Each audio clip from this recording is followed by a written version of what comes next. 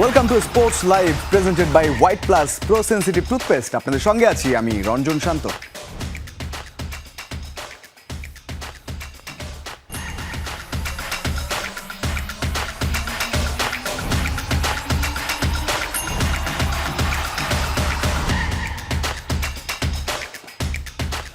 আর্থিক অনিয়ম আর স্বেচ্ছাচারিতার অভিযোগ উঠেছে দেশের আর্চারি ফেডারেশনের বিরুদ্ধে। অনিয়মতান্ত্রিকভাবে কোষাধ্যক্ষকে সরিয়ে ফেডারেশনের ব্যাংক অ্যাকাউন্ট থেকে তুলে নেওয়া হয়েছে প্রায় 14 লাখ টাকা। জাতীয় ক্রীড়া পরিষদ অর্থাৎ এনএসসি নিয়ম অনুযায়ী অনুমতি ছাড়া অ্যাডহক কমিটির কোনো সদস্যকে বাদ দেওয়ার সুযোগ না থাকলেও তোয়াক্কা করা হয়নি কোনো বিধিনিষেধের। এসব অনিয়ম মঙ্গলবার এনএসসিতে লিখিতভাবে জানিয়েছেন ফেডারেশন সাধারণ সম্পাদক। আরও জানবো আমরা মেহেদি নাইমের প্রতিবেদনে। এবং আর্চারি তারা দেশের বাইরে কিছুদিন আগে স্বর্ণ জিতেছেন এবং বেশ ভালো করছে এই ফেডারেশনটা। তবে এই ফেডারেশনের ভেতরকার খবর জানাচ্ছেন মেহেদি নাইম। বাংলাদেশের ক্রীড়া ফেডারেশনগুলোর অ্যাডহক কমিটি গঠন করে দিয়েছে সরকার। এই অ্যাডহক কমিটি থেকে কোনো সদস্যকে বাদ দিতে হলে সেটা দিতে পারে শুধুমাত্র বাংলাদেশের জাতীয় ক্রীড়া পরিষদ। তবে বাংলাদেশ আর্চারি ফেডারেশনের কোষাধ্যক্ষ পদ থেকে শহীদুজ্জামানকে অব্যাহতি দিয়ে নতুন ট্রেজারার নিয়োগ দিয়েছে বর্তমান নির্বাহী কমিটি।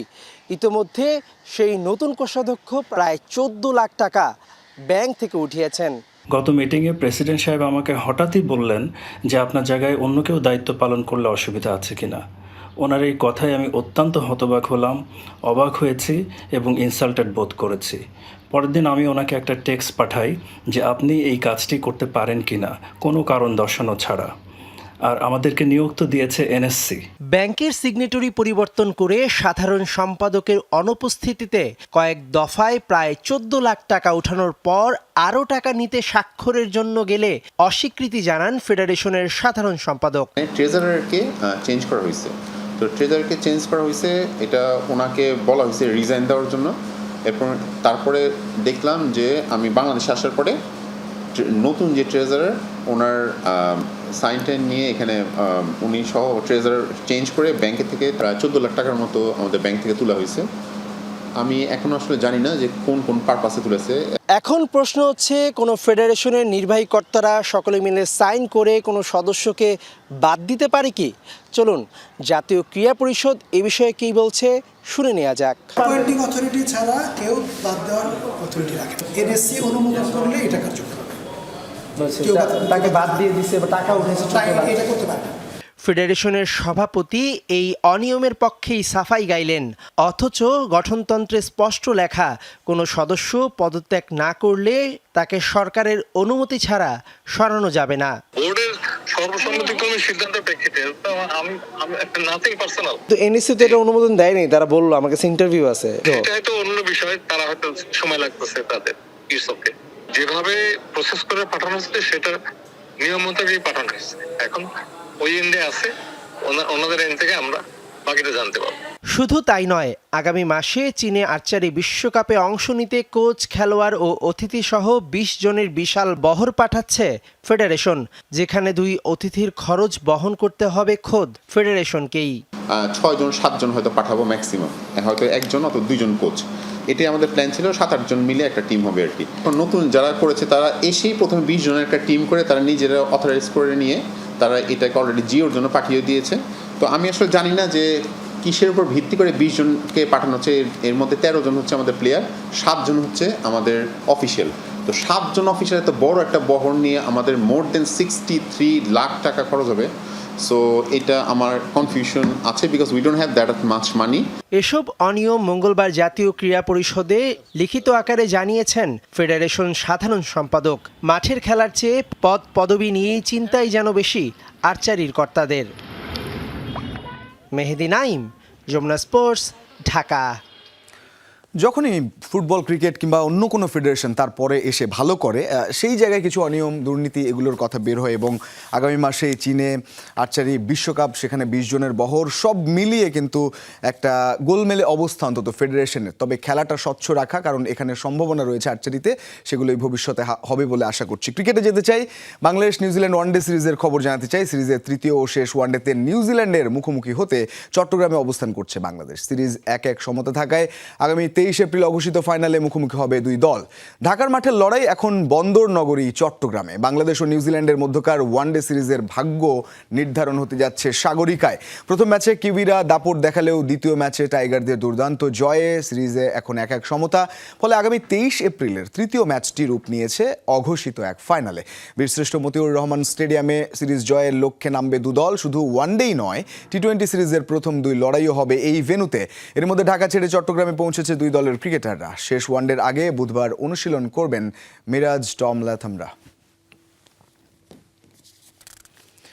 সেরাটা দিতে পারলে নিউজিল্যান্ডের বিপক্ষে বাংলাদেশের সিরিজ জয়ের ব্যাপারে আত্মবিশ্বাসী Minhajul Abedin Nannu.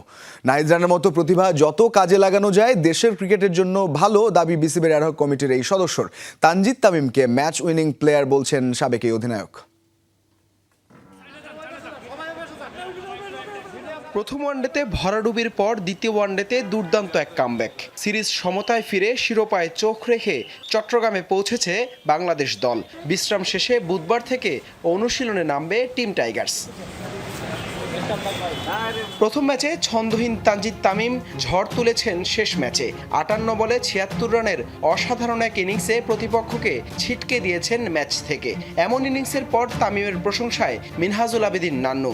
Tamim match winning player, management পরিকল্পনা দিলেও নিজেকে মূল্যায়ন করে আগাতে হবে ভাবনা বিসিবির অ্যাডহক কমিটির এই সদস্যর।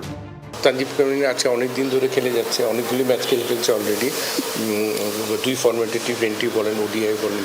তো সেই জায়গা থেকে আমার মনে হয় ওর যথেষ্ট এক্সপিরিয়েন্স আছে, নিজেই সিদ্ধান্ত নিতে হবে কীভাবে ব্যাটিং করতে হবে, এবং ম্যাচ উইনিং প্লেয়ার এবং যথেষ্ট কোয়ালিটি আছে, শটের যথেষ্ট কোয়ালিটি শটগুলি খেলে এবং ভেরি ট্যালেন্টেড ক্রিকেটার, এবং নিজেকে যদি আরও সুন্দর করে যদি অ্যাসিস্ট করতে পারে, আমার মনে হয় সামনে দেশের জন্য আরও ভালো কিছু ইনিংস আমরা ওর থেকে পাবো বলে আশা করছি। গতি আর বাউন্সারে কিউইদের গুড়িয়ে দেয়া নাহিদ রানাকে নিয়েও বেশ আশাবাদী সাবেক এই অধিনায়ক। তরুণ এই স্পিড স্টারকে যতটুকু কাজে লাগানো যায় তা দেশের ক্রিকেটের জন্য ভালো বলছেন তিনি। যদি ফিট থাকে তাহলে খেলবে, এখানে তো ওইভাবে চিন্তা করার দরকার না। যখন টপ ফর্মে থাকবে ওটাকে যতটুকু ইউটিলাইজ করা যায় এভাবে করতে হবে। তো এখন যেহেতু সবচেয়ে ভালো সময় আছে, তো এখন যতদিন খেলে যাবে এটা দেশের জন্য ভালো ক্রিকেটটা খেলবে, এটা আমরা সবাই আশা করি। 23 এপ্রিল সিরিজ নির্ধারণী শেষ ওয়ানডেতে সাগরিকায় নিউজিল্যান্ডের বিপক্ষে মাঠে নামবে টিম টাইগার্স। আগের ম্যাচে জয়ের আত্মবিশ্বাস নিয়ে সিরিজ নিশ্চিতের ব্যাপারে আশাবাদী মিনহাজুল আবেদিন নান্নু। এখন সব কিছু মিলে কিন্তু কন্ডিশনসের সবচেয়ে বড় চ্যালেঞ্জ। পার্টিকুলার ডেতে যদি সেরাটা দিতে পারে, ইনশাল্লাহ আশা করি সিরিজে ভালো কিছু দেখবো আশা করছি। হাসান আল মারুফ, যমুনা স্পোর্টস, ঢাকা। লম্বা সময় ধরে বাংলাদেশের মিডল অর্ডারের ভরসা ছিলেন মুশফিক, সাকিব, রিয়াদ। কাছাকাছি 3 সুপারস্টারের অনুপস্থিতি মহাগুরুত্বপূর্ণ এই পজিশনে শূন্যতা তৈরি করেছে। সেই শূন্যতা পূরণ করে চলেছেন তাওহিদ হৃদয়। টানা রান করে বাংলাদেশের নতুন মিস্টার ডিপেন্ডেবল হওয়ার পথে ডানহাতি এই ব্যাটার। এমন কত শত বাধা ডিঙিয়েই তো তাওহিদ হৃদয়ের গায়ে উঠেছে লাল সবুজের অহংকার। তাই তো বোকা বাক্সের না, হৃদয় যেন বাস্তবেরই কোনো সুপারম্যান। সব বাধা পেরিয়ে সব কিছু ছাড়িয়ে বাংলাদেশের নতুন মিস্টার ডিপেন্ডেবল হওয়ার পথেই হাঁটছেন ডানহাতি এই ব্যাটার। একসময় ওয়ানডে দুনিয়ার অন্যতম সেরা মিডল অর্ডার ছিল বাংলাদেশেরই। 4, 5, 6 এই 3 পজিশনে লম্বা সময় ধরে খেলেছিলেন মুশফিক, সাকিব, রিয়াদ। কাছাকাছি সময়ে 3 সুপারস্টারের অনুপস্থিতি মহা গুরুত্বপূর্ণ এই পজিশনগুলোতে শূন্যতা তৈরি করেছে। শূন্যতা থেকেই পূর্ণতা। মিডল অর্ডারের সেই পূর্ণতার নাম তাওহিদ হৃদয়। নিউজিল্যান্ডের বিপক্ষে দ্বিতীয় ওয়ানডেতেও হৃদয় ছিলেন হৃদয়ময়। তামিম লিটনের আউটের পর শান্ত চোট পেয়ে উঠে গেলে আবারও হারের সম্ভাবনা উকি দেয়। সেখান থেকে 31 বলে 30 রানে অপরাজিত থেকে ম্যাচ জিতিয়ে মাঠ ছাড়েন এই ডানহাতি। আগের ম্যাচেও 60 বলে হৃদয়ের ব্যাট থেকে এসেছিল 55 রান। সব মিলিয়ে সবশেষ 5 ইনিংসে হৃদয়ের গড় 60-এরও বেশি। মাসখানেক আগের বিসিএল ওয়ানডেতেও হৃদয় ছিলেন স্বমহিমায়। টুর্নামেন্টের সেকেন্ড হাইয়েস্ট রান স্কোরার ছিলেন 26 বছর বয়সী এই ক্রিকেটার। একটা সেঞ্চুরির সঙ্গে আরেক ম্যাচে সবশেষ ব্যাটার হিসেবে আউট হওয়ার আগে করেছিলেন 96। 2025 থেকেই এই ফরম্যাটে সবার হৃদয় জয় করে চলেছেন হৃদয়। বিশেষ করে মুশফিক রিয়াদের অবসরের পর জায়গাটা নিজের করে নিয়েছেন এই ডানহাতি। 2025 থেকে 15 ইনিংসের 6টাতেই 50+ ইনিংস খেলেছেন হৃদয়। মুদ্রার উল্টো পিঠও আছে। হৃদয় সেট হচ্ছেন, ইনিংস বড় করতে পারছেন না। চ্যাম্পিয়ন্স ট্রফির সেঞ্চুরি বাদ দিলে বাকি 550-র একটাও 55 পেরোয়নি। 51-55গুলোকে হৃদয় যত বেশি সেঞ্চুরিতে কনভার্ট করতে পারবেন, বাংলাদেশের সামনেও সম্ভাবনা থাকবে হারকে জয়ে কনভার্ট করার। আফনান পিয়াল, যমুনা স্পোর্টস, ঢাকা। নারী ক্রিকেটেও সুখবর। শ্রীলঙ্কার বিপক্ষে 86 রানের ইনিংস খেলে র্যাঙ্কিংয়ে সুসংবাদ পেলেন বাংলাদেশ নারী দলের তারকা ব্যাটার শারমিন আক্তার সুপ্তা। ওয়ানডে র্যাঙ্কিংয়ে 7 ধাপ উন্নতি হয়েছে এই টাইগ্রেস ব্যাটারের, আর তাতে ক্যারিয়ার সেরা 22তম স্থানে অবস্থান করছেন সুপ্তা। বাংলাদেশের ব্যাটারদের মধ্যে সবার উপরে অবস্থান তার। 6-4-এ 41 রান করা শোভানা মুস্তারি 8 ধাপ এগিয়ে আছেন 50তম স্থানে। বোলিংয়ে 1 ধাপ এগিয়ে 13 নম্বরে অবস্থান করছেন নাহিদ আক্তার। বাংলাদেশের বোলারদের মধ্যে তিনি শীর্ষে। সমান 1 ধাপ এগিয়ে 20 নম্বরে আছেন রাবেয়া খান। তবে 9 ধাপ উন্নতি হয়েছে পেসার মারুফা আক্তারের, তার অবস্থান 43 নম্বরে। নারী ওয়ানডে ব্যাটারদের র্যাঙ্কিংয়ে শীর্ষে ভারতের স্মৃতি মান্ধানা, আর বোলারদের তালিকায় সবার উপরে অজি তারকা এলানা কিং। 300 খেলোয়াড়ের প্রত্যেককে সরকার মাসে 1 লাখ টাকা দিচ্ছে ঠিকই, কিন্তু তাদের পারফর্ম করার মতো পর্যাপ্ত টুর্নামেন্ট ফেডারেশনগুলো আয়োজন করতে পারছে কি? ক্রীড়া সংগঠকরা বলছেন ক্রীড়া ভাতার 1 লাখ টাকার সঠিক ব্যবহার করতে না পারলে হিতে বিপরীত হতে পারে। প্রশিক্ষণে বিনিয়োগ না করে খেলোয়াড়রা বিলাসিতা করলে ক্রীড়া ভাতার সুফল পাবে না বাংলাদেশ। ক্রিকেট ফুটবলের বাইরে দেশের তৃতীয় জনপ্রিয় খেলা হচ্ছে হকি। বাংলাদেশের সরকার প্রতি মাসে 36 জন হকি খেলোয়াড়কে 36 লাখ টাকা বেতন দিচ্ছেন, কিন্তু তারা খেলবেনটা কোথায়? 4 বছর ধরে হকি লিগ হয় না, টুর্নামেন্ট সংখ্যাও কম। বাংলাদেশের সকল ফেডারেশনের অবস্থাটা কিন্তু ঠিক একই রকম। 4 মাস পারফর্ম করবে, এই পারফর্ম করার জন্য যেন আমরা একটা ভালো অ্যারেঞ্জমেন্ট করে দিতে পারি। তো এটা করতে গেলেই আমরা সেই কথাটাই আসছি যে ফেডারেশনগুলো যদি স্বয়ংসম্পূর্ণ থাকে তাইলেই তো তারা ট্রেনিংয়ের ব্যবস্থা করবে, টুর্নামেন্টের ব্যবস্থা করবে। মন্ত্রী মহোদয়কে রিকোয়েস্ট করব, উনি যেই উদ্যোগটা নিয়েছেন, শুরু করেছেন, it's a very nice, very good একটা স্টেপ। সেকেন্ড স্টেপটা যেটা ফেডারেশনগুলোকে যেন একটু স্বয়ংসম্পন্ন করা যায়, প্লেয়ারদেরকে খেলার মধ্যে রাখতে হবে, এছাড়া কোনো অপশন নাই। সো এই আমার মনে হয় এটা ফেডারেশনের বড় একটা রেসপন্সিবিলিটি আছে, যেহেতু গভর্নমেন্ট থেকে হেল্প করতেছে টাকা দিয়ে প্লেয়ারদের রাখার জন্য। ফেডারেশনের রেসপন্সিবিলিটি হচ্ছে সারা বছর খেলা পরিচালনা করার জন্য। এটা গভর্নমেন্টের সাথে কথা বলে হোক অথবা স্পন্সরের মাধ্যমে এনি হোক। লোকে বলে অর্থই অনর্থের মূল, আবার সঠিক অর্থ ব্যবস্থাপনা জানলে আশীর্বাদ। প্রশ্ন হচ্ছে 1 লাখ টাকা কিভাবে খরচ করবেন একজন অ্যাথলিট? এই টাকাটারে ওদের প্র্যাকটিসের জন্য নিরবচ্ছিন্ন ব্যবস্থা করে তাহলে কিন্তু তারা খুব ভালো করবে। আর তারা যদি মনে করে যে ফেডারেশনের উপর ডিপেন্ডেন্ট থাকবে, এক্সকিউজ দিবে যে ফেডারেশন এটা করে না ওইটা করেনি, তাহলে কিন্তু পারফরমেন্সটা পড়ে যাবে। 4 মাস পর একজন খেলোয়াড় পারফরমেন্সের জন্য বাদ পড়তেই পারেন। 1 লাখ টাকা থেকে কিছুটা সঞ্চয় করলে সেটা আপৎকালীন সময়ে কাজে লাগে। কম খরচে একক বৈশ্বিক টুর্নামেন্টে খেলতে এখন থেকে আর ফেডারেশনের মুখাপেক্ষী হতে হবে না একজন খেলোয়াড়কে। যখন টাকাটা পাচ্ছে তখন তার একটা পোর্শন ফিক্সড ডিপোজিট করতে পারে ভবিষ্যতের জন্য। নাম্বার 2, তারা করতে পারে যেহেতু এর একটা পোর্শন নিয়ে নিজেদের ডেভেলপমেন্টের জন্য তারা কয়েকজন মিলে হয়তো পার্সোনাল কোচ, পার্সোনাল ট্রেনার রাখতে পারে ফেডারেশনের কোচের পাশাপাশি নিজেদের ডেভেলপমেন্টের জন্য। আর আরেকটা ব্যাপার হচ্ছে অনেকগুলি টুর্নামেন্টে হয়তো তারা হয়তো নিচের দিকে থাকলে হয়তো ন্যাশনাল টিমে চান্স পাবে না। সেই ক্ষেত্রে ইন্টারন্যাশনাল যে টুর্নামেন্টগুলিতে তারা নিজেদের টাকা হয়তো ফেডারেশনকে রিকোয়েস্ট করে তারা ইন্টারন্যাশনাল টুর্নামেন্টগুলিতে পার্টিসিপেট করতে পারে, যাতে করে তাদের নিজস্ব পারফরমেন্স ডেভেলপ করতে পারে। পরিবার পরিজন কিংবা সংসার খরচের পাশাপাশি প্রশিক্ষণ ব্যয় না বাড়ালে পরবর্তীতে তাকে ক্রীড়া ভাতার তালিকা থেকে বাদ পড়ার শঙ্কা জাগায়। আর পুষ্টিকর খাবার খাওয়ার প্রয়োজনীয়তার দিকেও খেয়াল রাখতে হবে প্রতিটি অ্যাথলিটকে। মেহেদি নাইম, যমুনা স্পোর্টস, ঢাকা। যেতে চাই ফুটবলে ফেডারেশন কাপের খবর। আরামবাগ ক্রীড়া সংঘকে 4-0 গোলে হারিয়ে আসরের নকআউট পর্ব নিশ্চিত করেছে মোহামেডান স্পোর্টিং ক্লাব। অপর ম্যাচে ডরিয়েলটনের 4 গোলে পুলিশ এফসিকে উড়িয়ে গ্রুপ সেরা কিংস। কুমিল্লার শহীদ ধীরেন্দ্রনাথ দত্ত স্টেডিয়ামে ম্যাচের 39 মিনিটে লিড নেয় মোহামেডান। দারুণ ফিনিশিংয়ে স্কোরশিটে নাম তোলেন জুয়েল মিয়া। বিরতির পর অফসাইডে বাতিল হয় সৌরভ দেওয়ানের করা গোল, তবে 75 মিনিটে সৌরভের গোলে ব্যবধান দ্বিগুণ করে সাদা কালোরা। এরপর নিজের দ্বিতীয় গোলের সঙ্গে ব্যবধান 3-0 করে ফেলেন সৌরভ। ম্যাচের শেষ দিকে হ্যাটট্রিক পূরণ করেন সৌরভ দেওয়ান। 4-0 ব্যবধানের বড় জয়ে নকআউট পর্বে মোহামেডান। নতুন কোচ কায়ুম সেন্টুর অধীনে বড় জয়ে শুরু মতিঝিল পাড়ার ক্লাবটির।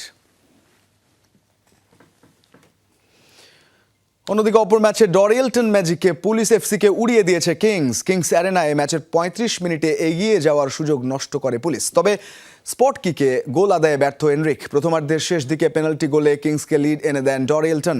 বিরতির পর ব্যবধান দ্বিগুণ করেন এই ব্রাজিলিয়ান। 82 মিনিটে নিজের হ্যাটট্রিক পূরণ করেন ডরিয়েলটন। শেষ দিকে তার আরও এক গোলে 4-0 ব্যবধানে এগিয়ে যায় কিংস। ইনজুরি টাইমে পুলিশের হয়ে একটি গোল শোধ দেন বাবলু। 4-1 গোলের জয়ে গ্রুপ সেরা হয়ে নকআউট পর্ব নিশ্চিত করে কিংস। আপডেট এসছে, বাংলাদেশ টি-20 দল ঘোষণা করেছে প্রথম 2 টি-20-র জন্য। আব্দুল গাফফার সাকলাইন নতুন মুখ হিসেবে ডাক পেয়েছেন রিপন মণ্ডল পেসার। বিশ্রাম দেওয়া হয়েছে বেশ কয়েকজন ক্রিকেটারকে, মুস্তাফিজ, তাসকিন, নাহিদ রানা। বিরাট কোহলির ভক্ত টেনিস কিংবদন্তি নোভাক জোকোভিচ জানালেন কোহলির কারণে ক্রিকেট দেখেন এই সার্বিয়ান তারকা। লরিয়াস স্পোর্টস অ্যাওয়ার্ডে উপস্থাপনা করতে এসে ভারতীয় গণমাধ্যম টাইমস নাউকে দেয়া এক সাক্ষাৎকারে এই কথা বলেন জোকো। সেই সাথে জানালেন ভারতে গেলে বিরাটের সঙ্গে টেনিস ও ক্রিকেট খেলবেন এই টেনিস তারকা। একদিকে টেনিস কোর্টের জোকার, অন্যদিকে ক্রিকেটের কিং। দুই ভিনদেশি তারকার বন্ধুত্বের গল্পটা যেন কোনো সিনেমার চিত্রনাট্য। সার্বিয়ার রাস্তায় যে খেলার দেখা মেলা ভার, সেই ক্রিকেটের নেশায় এখন বুঁদ নোভাক জোকোভিচ। টেনিসের এই সম্রাটকে 22 গজের প্রেমে ফেলেছেন বিরাট কোহলি। সম্প্রতি জমকালো আয়োজনে অনুষ্ঠিত হয়ে গেল লরিয়াস স্পোর্টস অ্যাওয়ার্ডস, যেখানে উপস্থাপনার দায়িত্বে ছিলেন জোকো।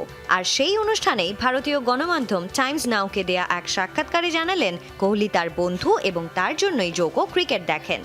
হ্যাঁ, বিরাট কোহলি আমার বন্ধু। তিনি এমন একজন যাকে আমি সম্মান ও প্রশংসা করি। আসলে সত্যি কথা বলতে তার কারণে আমি ক্রিকেট অনুসরণ করতে শুরু করেছিলাম। এর আগে ক্রিকেটের খবর রাখতাম না, তার জন্য আমি আরও বেশি খবর রাখি। হাজার মাইলের দূরত্ব থাকলেও প্রযুক্তির কল্যাণে দুজনের কথা হয় নিয়মিত। গত বছর ওয়েম্বলডন চলাকালীন কোহলির প্রশংসা পেয়ে আপ্লুত হয়েছিলেন জোকোভিচ। সেই বন্ধুত্বের রেশ ধরেই এবার ভারতীয় ক্রিকেট ভক্তদের শোনালেন সুখবর। জানালেন শীঘ্রই আসতে চান ভারতে। আমরা যোগাযোগ রাখি। যখন আমি ভারতে যাব, বলছি না এখনই যাব, যদি কখনো যাই আশা করি কোহলি আমার সঙ্গে যোগ দেবে। আমরা একটু টেনিস ও ক্রিকেট খেলবো, মজা করব এবং ইতিবাচক ও ভালো অনুভূতি নিয়ে খেলা উদযাপন করব। একজন 22 গজের রেকর্ডের বরপুত্র, অন্যজন টেনিস কোর্টে অপ্রতিরোধ্য। দুই নক্ষত্রের এই বন্ধন যেন মনে করিয়ে দেয় খেলাধুলা কোনো সীমানা মানে না। কোহলির কারণে সার্বিয়ায় ক্রিকেট জনপ্রিয় হোক বা না হোক, জোকোভিচের হৃদয়ে যে ক্রিকেটের জায়গা হয়েছে তার কৃতিত্ব শুধুই কিং কোহলির।